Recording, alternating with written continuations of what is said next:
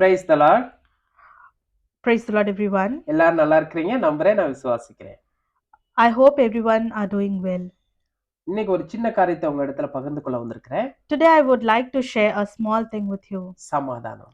Peace. சமாதானமா இருக்கிறீங்களா? Are you all with a peace? சமாதானமா இருக்கிறோம் அப்படின்னு கேட்டா இல்ல.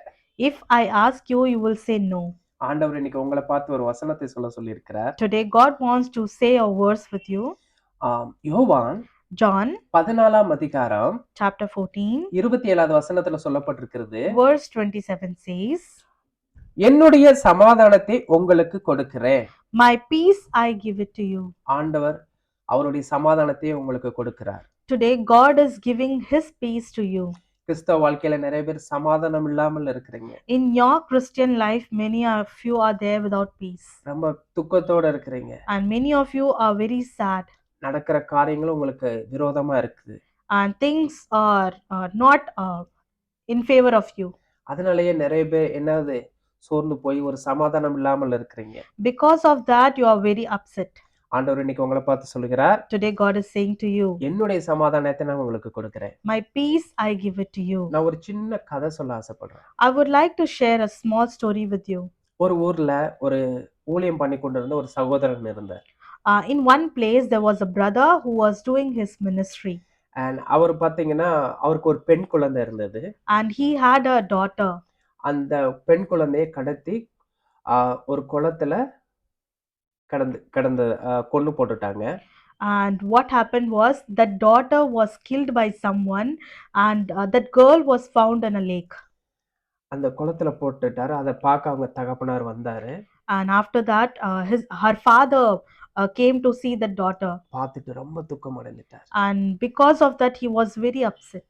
அதுக்கப்புறம் பாத்தீங்கன்னா கொஞ்ச நாள் கழிச்சு அந்த மகளை கொன்னவனை கண்டுபிடிச்சிட்டாங்க. And after some time that murderer, the killer was found. அப்போது அவனை வந்து கோர்ட்ல நிறுத்துறாங்க. And he came to the court. கோர்ட்ல நிறுத்த உடனே விசாரிச்சு இவன் தான் தப்பு பண்ணிட்டான்னு சொல்லிட்டாங்க. And that incident was proved that he was the murderer. அப்போ அவங்க அப்பாவையும் கூப்பிட்டுட்டு கேக்குறாங்க. And her father came to the court and he was called by the judge.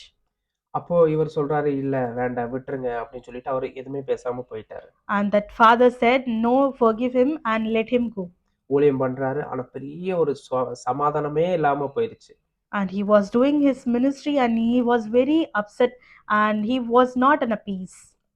ஒரு துக்கத்துக்குள்ள இருந்தார். He was very upset and he was very sad. ஒரு நாள் ஆண்டவர் சமூகத்துல போய் உட்கார்ந்தாரு. And one day he went to the Lord's presence. நல்ல ஜெபம் பண்ணாரு. He prayed well.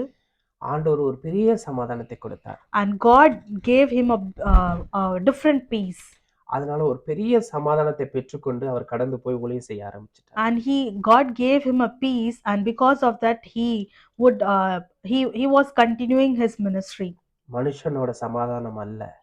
It was not any man's peace. ஆண்டவருடைய சமாதானம். It was God's peace. அதனால தான் அவர் அந்த பிரச்சனை வந்தாலும் அவர் அதை கண்டுக்காம ஒரு பெரிய சமாதானத்தின் வழியில போய் ஊழியம் செய்ய ஆரம்பிச்சிட்டார். And because it was a big problem, even though it was a big problem, but God gave him his peace so that he was continuing his ministry.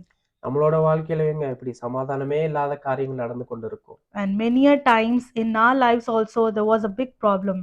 ஆண்டவர் இன்னைக்கு சொல்றாரு. Today God is saying to you, கவலைப்படாத மகளே மகனே. Don't be upset my son and my daughter. என்னுடைய சமாதானத்தை நான் உனக்கு கொடுக்கிறேன். I give my peace to you. சமாதானத்தோட இரு. Be in a peace. ஆண்டவர் உன்னை ஆசீர்வதிப்பார். God will bless you. Thank you. God bless you.